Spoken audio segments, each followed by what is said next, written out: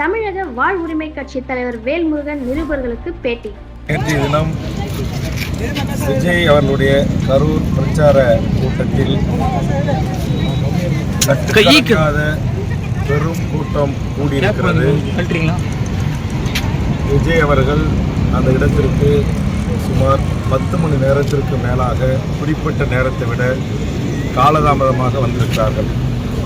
விஜயை பார்க்க வேண்டும் என்ற ஆர்வத்தில் முதல் நாள் இரவிலிருந்தும் காலையிலிருந்தும் அவர் வருகின்ற மாலை வரையில் தண்ணீர் இல்லாமல் உணவு இல்லாமல் ஒரே இடத்தில் அனுமதிக்கப்பட்ட இடத்தில் 10,000 பேர் கூடுவோம் என்று சொல்லிவிட்டு 25,000க்கும் மேற்பட்ட மக்கள் விஜயை பார்க்க வேண்டும் என்ற ஆர்வத்தில் கூடினுடைய விளைவு அந்த நெரிசலில் மயக்கம் போட்டு விழுந்திருக்கிறார்கள். தற்போது 40 பேர் வரை இறந்திருக்கிறார்கள்.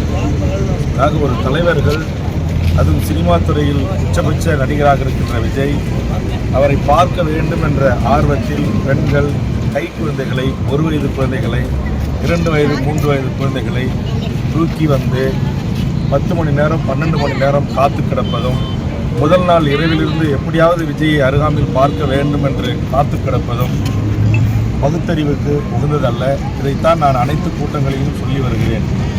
சினிமா நடிகர்களை பார்ப்பதற்காக இதுபோன்று கட்டுக்கடங்காமல் கூடி நின்று நாளைக்கு ஏதாவது அசம்பாவிதம் ஏற்பட்டால் யார் பொறுப்பு? அதனால் இதையெல்லாம் நடிகர் திரு விஜய் அவர்கள் ஒழுங்குபடுத்த வேண்டும் என்று நான் தொடர்ச்சியாக கோரிக்கை வைத்து வந்தேன்.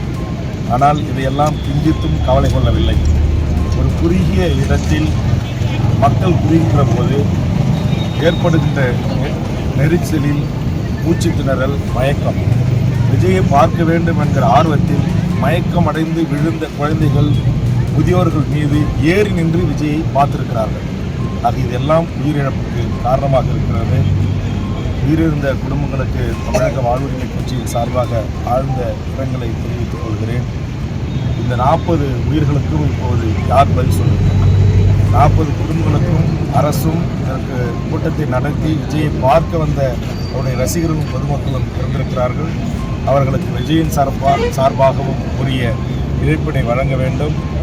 இந்த ஒழுங்கு செய்யப்படாத ஒரு கூட்டத்தை கூட்டி இவ்வளவு பொதுமக்கள் இழப்புக்கு காரணமாக யாராக இருந்தாலும் உரிய பணியில் இருக்கின்ற நேர்மையான உயர்நீதிமன்ற நீதியரசரை கொண்டு விசாரித்து உடனடியாக இதற்கு காரணமான அனைவர் மீதும் உரிய சட்டப்பிரிவுகளில் வழக்கு பதிவு செய்து கைது செய்யப்பட்டு சட்டத்தின் முன் நிறுத்தப்பட வேண்டும்.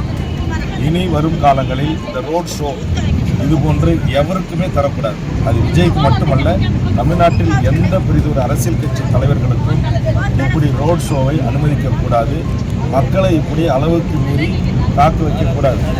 10 மணிக்கு வரன்றதை ஒரு 11 மணிக்கு வரலாம். ஆனால் 10 மணி நேரம் காலதாமதமாக வந்தால் அங்கே கழிவறை கிடையாது, குடிநீர் கிடையாது. இது எல்லாம் ரொம்ப இன்னொன்று, அந்த கூட்டத்தில் தங்களுடைய விஜய் கட்சியினுடைய ஆம்புலன்ஸ் அந்த அணிவகுப்பு மரியாதை மாதிரி நடத்தியிருக்காங்க. அதையெல்லாம் இப்போ பெஹைன் ரூட்டில் நேரடியாக ஒளிபரப்ப நான் பார்த்தேன். பல்லாயிரக்கணக்கான மக்கள் கூட்டியிருக்கிற இடத்துல விஜய் ரசிகர்கள் எங்ககிட்ட இவ்வளோ ஆம்புலன்ஸ் இருக்குது அப்படின்னு விஜய் படத்தை ஒட்டிக்கிட்டு கொடியை கட்டிக்கிட்டு அந்த நடு வீதியில் அந்த ஆம்புலன்ஸ் ஹார்ன் அடிச்சுக்கிட்டு சைரன் போட்டுக்கிட்டு அவங்க போயிருக்காங்க. அதில் தள்ளுமுள் விழுந்து பல பேர் கீழே மயங்கி விழுந்திருக்கிறாங்க. அதை இது முறையாக அந்த கூட்டத்தை ஒழுங்கு செய்ய வேண்டியவர்கள், வழிநடத்த வேண்டியவர்கள் முறையாக அதை செய்யவில்லை. அதனால் இதற்கு கண்டிப்பாக உரிய பணியில் இருக்கிற நீதிபதியை கொண்டு விசாரணை நடத்த வேண்டும். ஒவ்வொரு குடும்பத்திற்கும் உரிய இழப்பீடு வழங்க வேண்டும். இந்த 40 படுகொலை தான் இது ஒரு படுகொலையாக கருதி அரசு உரிய நடவடிக்கைகளை மேற்கொள்ள வேண்டும் என்று தமிழக வாழ்வுரிமை கட்சி கேட்டுக்கொண்டு அனைவருக்கும் ஆழ்ந்த இரங்கலை பதிவு செய்கிறேன்.